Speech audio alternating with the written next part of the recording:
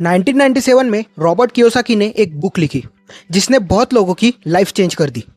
Robert Kiyosaki की life में दो फादर फिगर्स थे। उनके रियल फादर जो कि हाईली एजुकेटेड थे, उनके पास गवर्नमेंट जॉब थी और वो जॉब सिक्योरिटी में बिलीव करते थे, लेकिन वो फाइनेंशियली थोड़ा स्ट्रगल करते थे। दूसरे उनके दोस्त माइक के फादर जो कि 8th क्लास में फेल हुए थे और उनके पास कोई डिग्री नहीं थी और वो एक बिजनेसमैन थे, लेकिन 40 की उम्र में वो हवाई के सबसे अमीर लोगों में थे। एक ही कंट्री, एक ही एरा, लेकिन रिजल्ट्स बिल्कुल अलग। क्यों? क्योंकि दोनों की सोच अलग थी। पुअर डैड कहते थे मैं ये अफोर्ड नहीं कर सकता, जबकि रिच डैड कहते थे मैं ये अफोर्ड कैसे करूं, ये सोचो। ये सिर्फ वर्ड्स का फर्क नहीं है, ये आइडेंटिटी का फर्क है। जब हम कहते हैं मैं अफोर्ड नहीं कर सकता, हमारा माइंड बंद हो जाता है, वो सॉल्यूशन ढूंढना बंद कर देता है। जब हम कहते हैं मैं कैसे अफोर्ड करूं, हमारा माइंड खुलता है, वो रास्ते ढूंढता है। एक छोटा सा सेंटेंस और जिंदगी का डायरेक्शन कंप्लीटली अलग। चैप्टर 1, अमीर लोग पैसों के लिए काम नहीं करते। ये बुक का पहला और सबसे इंपॉर्टेंट लेसन है। रॉबर्ट 9 साल के थे। उन्होंने रिच डैड से कहा मुझे पैसा बनाना सिखाओ। रिच डैड ने कहा ठीक है, मेरे साथ काम करो। उन्होंने रॉबर्ट को अपनी ग्रोसरी स्टोर में काम पे रखा। 10 सेंट्स पर आवर। कुछ वीक्स बाद पे कट 5 सेंट्स पर आवर। कुछ और वीक्स बाद 0, बिना पे के काम करो। रॉबर्ट गुस्से में आ गया। उसने सोचा ये एक्सप्लॉयटेशन है। तब रिच डैड मुस्कुराए और बोले देखो रॉबर्ट, यही जिंदगी करती है तुम्हारे साथ। जिंदगी तुम्हें पुश करती है। ज़्यादातर लोग 2 काम करते हैं, या तो चुप हो जाते हैं और सह लेते हैं, या गुस्से में आते हैं और छोड़ देते हैं। बहुत कम लोग वो करते हैं जो तुम्हें आज सिखाने वाला हूँ। वो लोग सिचुएशन को अपने लिए काम करवाना सीखते हैं। और फिर उन्होंने रॉबर्ट को एक चीज़ दिखाई। स्टोर में पुरानी कॉमिक्स आती थी, लोग पढ़ के रख देते थे। रिच डैड ने रॉबर्ट और माइक को परमिशन दी, वो कॉमिक्स कलेक्ट करो, एक मिनी लाइब्रेरी बनाओ और बच्चों से थोड़ा चार्ज करो पढ़ने के लिए। रॉबर्ट ने पहली बार पैसा कमाया बिना खुद ज़्यादा काम किए, और यही था पहला लेसन। पुअर और मिडिल क्लास लोग पैसों के लिए काम करते हैं, रिच लोग पैसा उनके लिए काम करता है। नौकरी एक सॉल्यूशन है, लेकिन टेम्पररी सॉल्यूशन। जब तक हम जॉब कर रहे हैं हमारी इनकम आ रही है, जब जॉब रुकी इनकम बंद। अमीर लोग ऐसे सिस्टम्स बनाते हैं जो उनके बिना भी चलते रहते हैं। Chapter 2, financial literacy. Rich dad ने रॉबर्ट को एक रूल बताया जो उनकी पूरी फाइनेंशियल थिंकिंग की नींव थी। पहले फाइनेंशियल लिटरेसी सीखो, बाकी सब बाद में। और फाइनेंशियल लिटरेसी में एक इंपॉर्टेंट चीज आती है, एसेट और लायबिलिटी का फर्क समझना। रिच डैड ने कहा यह इतना सिंपल है कि ज्यादातर लोग इसे इग्नोर कर देते हैं। एसेट वो चीज होती है जो हमारी जेब में पैसा डाले, लायबिलिटी वो चीज होती है जो हमारी जेब से पैसा निकाले। बस इतना ही। पर अब असली गेम यहाँ शुरू होती है। हमारा घर, जिसे हम अपनी लाइफ की सबसे बड़ी अचीवमेंट मानते हैं, वो अगर हमने लोन पे लिया है तो वो हमारी सबसे बड़ी लायबिलिटी हो सकती है। घर खरीदा, होम लोन लिया, EMI चल रही है, प्रॉपर्टी टैक्स जा रहा है, मेंटेनेंस जा रहा है, ये सब पैसा निकाल रहा है हमसे, कुछ डाल नहीं रहा। तो ये एसेट नहीं, लायबिलिटी है। अब सोचो रियल एसेट्स क्या होते हैं? रेंटल प्रॉपर्टी जिसमें किराया हमारे पास आए, स्टॉक्स जिसमें डिविडेंड्स आए, बिजनेस जो हमारे बिना भी चले, intellectual property, books, course, music जो बार बार इनकम दे। पुअर डैड की पूरी जिंदगी में एक ही एसेट था, उनकी नौकरी, और अगर नौकरी गई सब गया। रिच डैड की जिंदगी में एसेट्स की एक पूरी आर्मी थी जो उनके बिना भी उनके लिए काम करती थी, और यही था उनका सीक्रेट। इनकम से पहले एसेट्स खरीदो, एसेट से और इनकम आएगी, साइकिल रिपीट। हाँ, घर या गाड़ी खरीदना गलत नहीं है, लेकिन इंपॉर्टेंट यह है कि हम पहले एसेट्स बना ले और फिर ये चीजें खरीदें। चैप्टर 3, नौकरी करो पर अपना सपना मत भूलना। रिच डैड कहते थे अपनी नौकरी करो लेकिन अपना बिजनेस मत भूलना। मतलब हमारी नौकरी हमारा प्रेजेंट है, हमारा बिजनेस हमारा फ्यूचर है। ज्यादातर लोग पूरी उम्र नौकरी को ही अपना बिजनेस समझते हैं।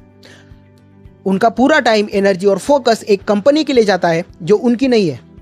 रिच डैड की एडवाइस थी नौकरी करो, पैसा कमाओ, लेकिन साथ साथ अपना एसेट कॉलम बिल्ड करो। शुरुआत छोटी हो सकती है, थोड़ा पैसा स्टॉक्स में लगाओ, एक छोटी सी प्रॉपर्टी लो, एक साइड स्किल मोनेटाइज करो, एक डिजिटल प्रोडक्ट बनाओ। इंपॉर्टेंट ये नहीं कि हम कितना कमाते हैं, इंपॉर्टेंट ये है कि हम कितना रखते हैं और वो कितना ग्रो करता है। मैकडोनल्ड्स टेक्निकली एक बर्गर कंपनी नहीं है।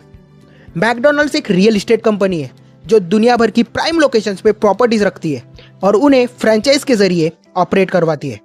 रे क्रॉक, मैकडोनल्ड्स के फाउंडर, ने एक बार एमबीए स्टूडेंट से कहा था, मैं बर्गर नहीं बेचता, मैं रियल एस्टेट बेचता हूँ। बिजनेस की असली वैल्यू उसके एसेट्स में होती है। चैप्टर 4, फियर और ग्रीड। ज्यादातर लोगों की फाइनेंशियल जिंदगी सिर्फ 2 इमोशन से कंट्रोल होती है, फियर यानी डर, ग्रिड यानी लालच। सुबह उठते हैं, सैलरी आती है, ग्रिड कहती है ले स्पेंड कर, इंजॉय कर, फ्लेक्स कर। मार्केट गिरता है, फियर कहती है निकालो, पैसा सब डूब जाएगा। अमीर लोग इमोशन से रिएक्ट नहीं करते, वो रिस्पॉन्ड करते हैं लॉजिक से। जब मार्केट गिरता है वो देखते हैं अपॉर्चुनिटी, सस्ता मिला खरीदेंगे। जब मार्केट ऊपर होता है वो ऑलरेडी इन्वेस्टेड होते हैं। एक इंपॉर्टेंट चीज जो रिच डैड ने सिखाई, जॉब सिक्योरिटी एक इल्यूजन है। पुअर डैड को लगता था सरकारी नौकरी मतलब सिक्योरिटी। रिच डैड कहते थे एक नौकरी पर डिपेंड रहना सबसे रिस्की चीज है, क्योंकि एक इंसान का डिसीजन हमारी पूरी जिंदगी बदल सकता है। फाइनेंशियल सिक्योरिटी सिर्फ तब आती है जब हमारे पास मल्टीपल इनकम स्ट्रीम्स हो, हमारे एसेट्स हमसे ज्यादा काम करें, कोई एक जगह पर हमारा पूरा फ्यूचर ना टिका हो। चैप्टर 5, काम करो सीखने के लिए, पैसों के लिए नहीं। ये चैप्टर बहुत लोग मिस करते हैं और यही उनकी सबसे बड़ी गलती होती है। रॉबर्ट एक पॉइंट पर एक अच्छी जॉब में थे, अच्छा पैसा आ रहा था। रिच डैड ने कहा ये जॉब छोड़ दो। रॉबर्ट शॉक, क्यों, पैसा अच्छा है? रिच डैड कहते हैं इसीलिए, तुम पैसों के लिए काम करते हो, मुझे तुम्हें सीखने के लिए काम करते देखना है। रिच डैड का फिलॉसफी था हर जॉब एक स्कूल है, सवाल यह है हम उसमें क्या सीख रहे हैं। रॉबर्ट ने एक रियल एस्टेट कंपनी ज्वाइन की, सैलरी लो थी पर उन्होंने सेल्स सीखा, मार्केटिंग सीखा, अकाउंटिंग सीखा, नेगोशिएशन सीखा, फिर एक और फील्ड, फिर और एक पॉइंट आया जब ये सब स्किल्स कंबाइन हुए तो कोई उन्हें रोक नहीं सका। रिच डैड कहते थे स्पेशलाइज लोग ज्यादा कमाते हैं पर एक जगह पे स्टक रहते हैं। जनरलिस्ट जो मल्टीपल फील्ड जानते हैं वो सिस्टम्स बनाते हैं, वो एम्पायर्स बनाते हैं। एक डॉक्टर पैसा इसीलिए नहीं कमाता क्योंकि वो टैलेंटेड डॉक्टर है, वो पैसा कमाता है क्योंकि वो doctor plus businessman plus marketer है। अपना स्किल सेट ब्रॉडन करो, सेल्स सीखो, कम्युनिकेशन सीखो, इन्वेस्टिंग सीखो, लीडरशिप सीखो। हर नौकरी में पूछो यहां से मैं क्या सीख सकता हूं, ना कि यहां से मैं क्या कमा सकता हूं। और अब लास्ट और सबसे पावरफुल लेसन, चैप्टर 6, पे yourself first and the power of giving. Rich dad के 2 रूल्स थे जो वो कभी नहीं तोड़ते। रूल नंबर 1, पे योरसेल्फ फर्स्ट। सैलरी आए, पहला चेक अपने फ्यूचर के लिए। पहले इन्वेस्ट करो, पहले सेव करो, पहले एसेट बनाओ, फिर बिल्स, रेंट, खाना, बाकी सब। पर अगर बिल्स के लिए पैसे नहीं बचे, रिच डैड का जवाब, तो प्रेशर हमें क्रिएटिव बनाएगा, हम नए रास्ते ढूंढेंगे, ओवर टाइम करेंगे, साइड इनकम बनाएंगे। लेकिन अगर हम पहले बिल्स भरे तो इन्वेस्ट करने के लिए कुछ नहीं बचेगा। Rule number 2, give first. ये काउंटर इंट्यूटिव लगता है पर रिच डैड स्ट्रांगली बिलीव करते थे जो देता है वो ज़्यादा पाता है।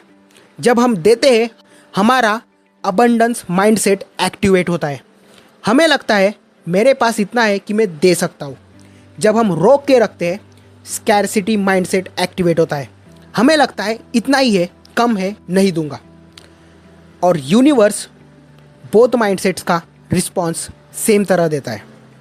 जो सोचता है मेरे पास बहुत है उसके पास ज़्यादा आता है, जो सोचता है मेरे पास कम है उसके पास कम जाता है। अब मैं तुमसे एक लास्ट चीज़ कहना चाहता हूँ।